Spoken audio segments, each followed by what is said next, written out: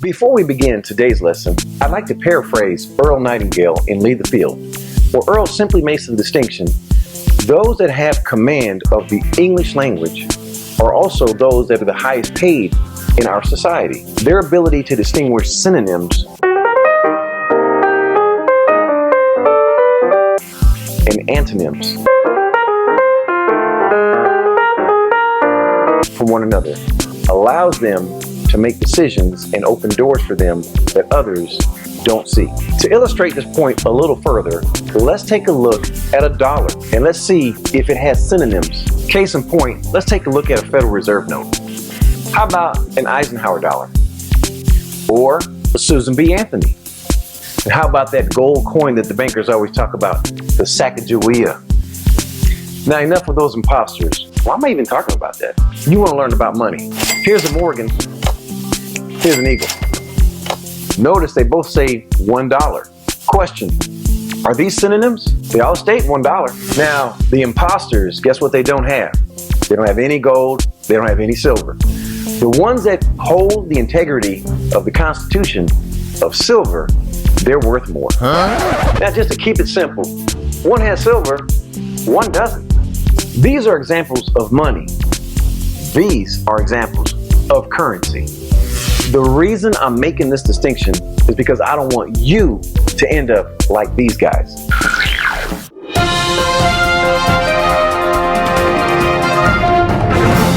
And you can catch the latest episode on YouTube. And by the way, what's that? Got breaking news. Folks, we just got this in. We have breaking news. There's recent developments going on right now in downtown. Masses of people are, it appears to be loitering and rioting. Are we live? Are we on? We're live?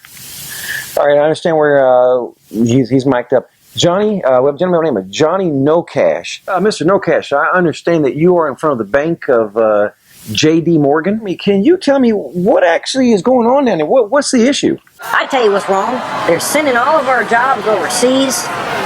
Banks in Wall Street, they got all the money. And the rich get richer while the poor get poor. Now, Mr. No Cash, you've made 3 valid points there, and they cause some concern to me. You mentioned here that they're sending all of our jobs overseas. If I understand it correctly, do you own stock in that company? Well, no, I don't own stock in that company. But why did you mention then that they're sending all of our jobs? When you own stock, you're aware that stock means that you have ownership. How did you actually get ownership of that job then that they're sending overseas that you're upset about? Well, forget that. Banks in Wall Street, they have all the money. Now, Mr. No Cash, again, you mentioned something that caught my attention. You stated that the banks have all the money. Certainly, you're aware that money is gold and silver. Banks, they hold no gold or no silver. Are you aware of that, Mr. No Cash? Okay. Currency, money, potato, it's all the same thing. Mr. No Cash, I submit to you.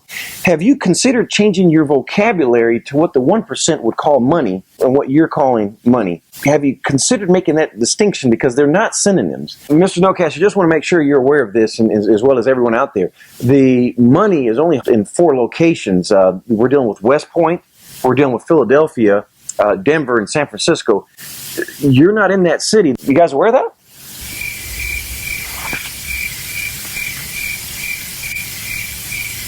Well, we're going to keep protesting. You're not going to stop us.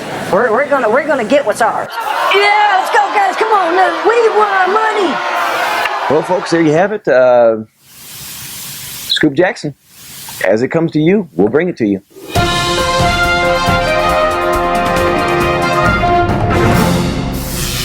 Now, let's bring this all together. What did this scenario really illustrate?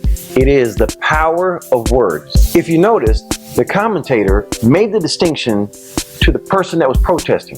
The person protesting had anger, had energy, but had no knowledge base of money. Their vocabulary was limited regarding the subject matter of money. They couldn't make the distinction. However, the light came on later as the interviewer made the distinction. I want you to be empowered. Words are powerful. They have an effect on your life. Use them correctly and you will see changes that are exponential. Change your words, change your ideology, change your life.